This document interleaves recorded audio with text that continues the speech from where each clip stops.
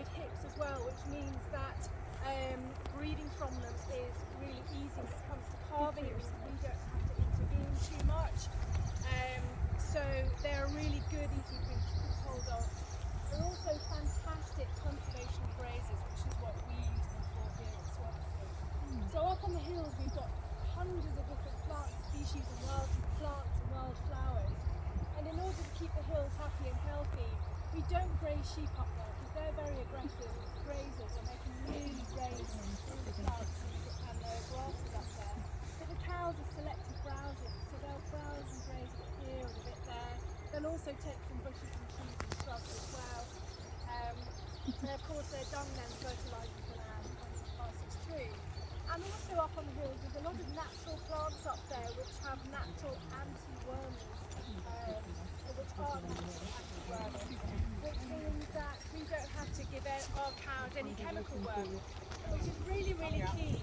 It's really key because there is a global resistance from intestinal parasites in cattle, sheep, goats and horses to the chemical worms that we have available to us, which is a really serious problem. If we continuously overworm and overprescribe this medication, the parasites will become completely resistant and then the animals will start dying of parasite burden. Exactly like antibiotics.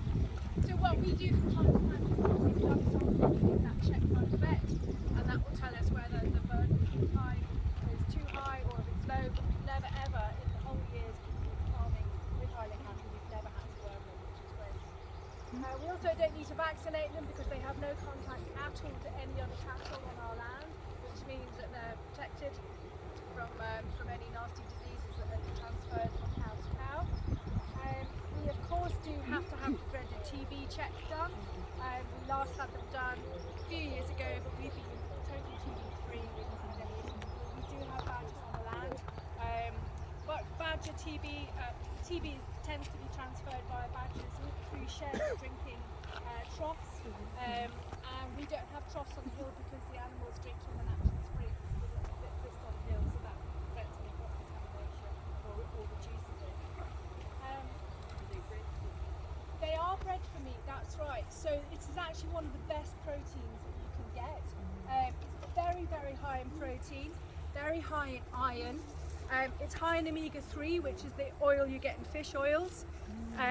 It's also very high in the CLA, which is the cancer, diabetes and heart disease beating properties that you get in meat. So if you're a meat eater, this is one of the best meats that you can actually eat in terms of health-wise for a human. The meat is a very distinctive taste. It's not gamey and it's not overly beefy, but it is very different from standard non-Highland cow meat. Sometimes farmers will crossbreed it with a short horn just to really add a bit more bulk and a bit more meat, and it's faster maturing. Highland cattle do actually mature quite slowly. They actually don't become fully grown and fully mature till they're about 5 or 6 years old. So we tend not to, when we used to use them for beef, we tended not to slaughter them till they were about 4 or 5. So all of our cows have always been grass fed. We've never grain fed them. These two get their treats, the bucket here, it's empty, throughout the summer months, just to keep them happy, so that they know that they're well loved and cared for. But actually, by grain feeding your animals, it actually starts to change the acidity of the meat. So you can really affect the taste by grain feeding. So it's always best to keep them grass fed. So Louise here, she's got pink skin underneath, so she gets very prone to damage from UV light. So her eyes get a bit weepy and crusty, so we just clean them with saline solution every now and then. And pink skinned animals can also be prone to melanomas, lumps on the skin as well. So we check her over every now and then. Thelma here, she likes to rub her bottom on scratchy things, so she tends to get sunburn on her bottom. So she's got 2 less hairy patches on the back. So their coats, the top layer is really coarse like horsehair, and that has an oil through it that's secreted by the skin that adds a waterproofing. And underneath is a much fluffier, more like cat hair, layer of hair, and that adds insulation, so that fluffs up and traps air to keep them warm, or it fluffs up and allows the heat to actually dissipate from the skin, from the body, to cool them down. So they can actually withstand really high and really low temperatures.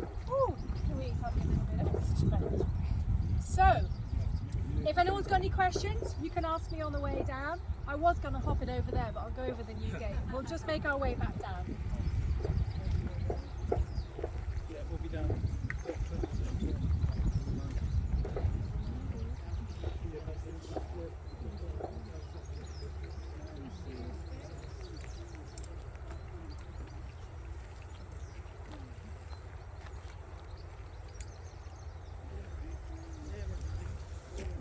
She's so cute. Look at her eyes.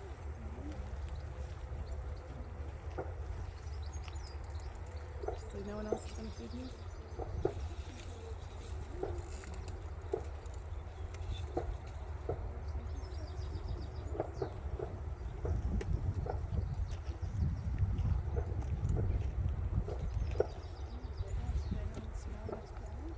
So neat you can see their eyes.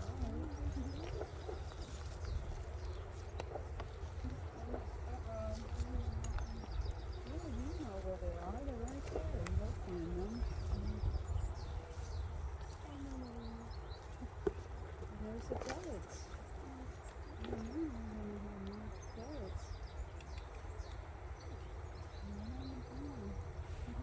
There's that hump there.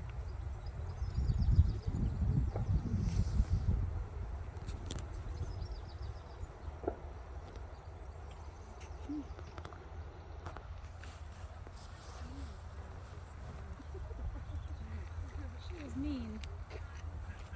She was mean to her. Poked her with her horn.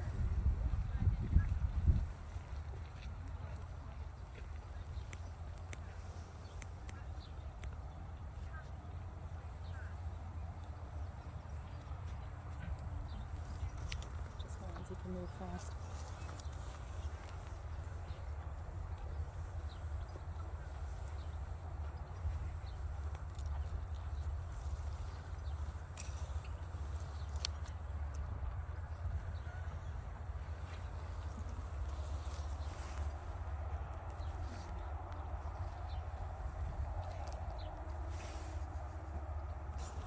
It's a painful animal. And they move quicker than you think. Yeah. She gets angry. I don't want to be around her.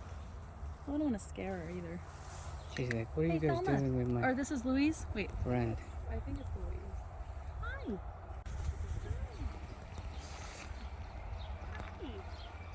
Oh, she's so cute. Oh my gosh. I want one. Oh. Cuckoo. Aw. Such a good girl. You're my favorite. You're so cute. I don't want to scare her though. No, it's just slow. Let me just touch you a little bit. Nope. Okay. Can't touch me. Yeah. Aw, it's alright. Can't touch my bang. Yeah. No, I'm not. I don't want to get down by her. Horn. Yeah. The other one too. It's a strong horn. They're so cute. I mean, they're used to being touched because she said that's what they do, right? Or, be careful. Watch the horn. Aw. Let me see your eyes. Mm.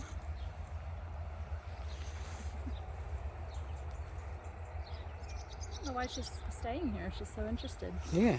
She's like, because in 5 seconds, if she takes a step forward, though, her whole head is going to move. I want to touch the bongs, the bangs. She's so cute. You're so cute. You're a good coo. She's a good coo.